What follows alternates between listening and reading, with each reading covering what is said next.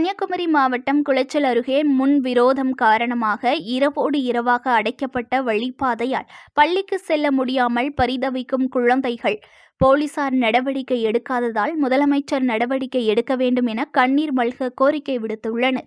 கன்னியாகுமரி மாவட்டம் குளச்சல் அருகே உள்ள கோணம்காடு கிராமத்தைச் சேர்ந்தவர் லாரன்ஸ் கென்னடி. அரசு பேருந்து நடத்துனரான இவருக்கு மனைவி மற்றும் 2 குழந்தைகள் உள்ளனர். கோணம்காடு பகுதியில் தோப்புகளுக்கு நடுவே அமைந்துள்ள இவரது வீட்டிற்கு செல்ல அந்த பகுதியைச் சேர்ந்த மற்றொரு நபரின் வீட்டின் அருகே உள்ள ஒற்றையடி வழிப்பாதையை பயன்படுத்தி வந்துள்ளார்.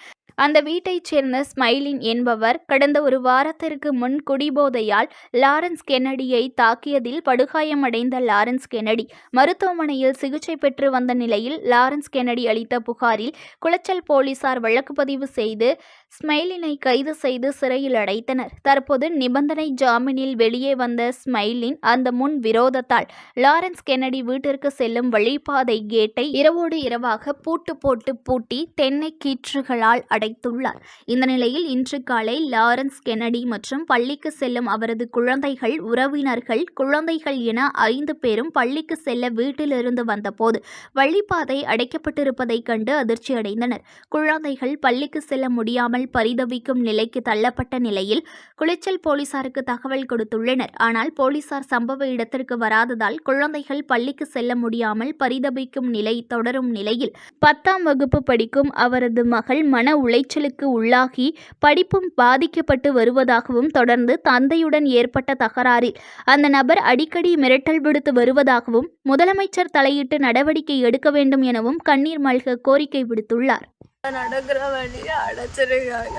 எங்கள் அப்பா காலையில் டியூட்டிக்கு போகும்போது அடைச்சி கிடந்து என்னால் பள்ளிக்கும் போக முடியலை. எனக்கு இதனால டிப்ரெஷனாக இருக்குது. என்னால் படிக்கவும் முடியலை. நான் 10ஆம் கிளாஸ் படிக்க, எங்கள் அண்ணன் 12ஆம் கிளாஸ் படிக்க, அவங்க 12ஆம் கிளாஸ் படிக்க. எங்கள் அப்பா சமீபத்தில் அடித்து போட்டு ஹாஸ்பிட்டலில் கிடந்து ஸ்மைலின் இது எங்கள் அப்பா அடித்து ஹாஸ்பிட்டலில் இருந்து இந்த வழியை அவனை நாங்கள் கேஸ் போட்டிருக்கோம். அதுக்கப்புறம் இந்த கேஸை வாபஸ் வாங்குறதுக்கு இந்த வழி உங்களுக்கு நடக்கலைன்னா இந்த கேஸை வாபஸ் வாங்குங்கன்னு சொன்னாங்க. நாங்கள் வாபஸ் வாங்குறதுக்கு வழி அடைச்சி வச்சுருக்கேன். எங்களால் ஸ்கூலுக்கு போக முடியலை. எனக்கு ரொம்ப கஷ்டம். எனக்கு ரொம்ப டிப்ரெஷனாக இருக்குது. எங்கள் அப்பாரால் டியூட்டிக்கும் போக முடியல. எங்கள் யாருக்கும் ஸ்கூலுக்கும் போக முடியலை. நியூஸ் 1 தமிழை லைக் பண்ணுங்க, கமெண்ட் பண்ணுங்க, ஷேர் பண்ணுங்க, மறக்காம சப்ஸ்கிரைப் பண்ணுங்க.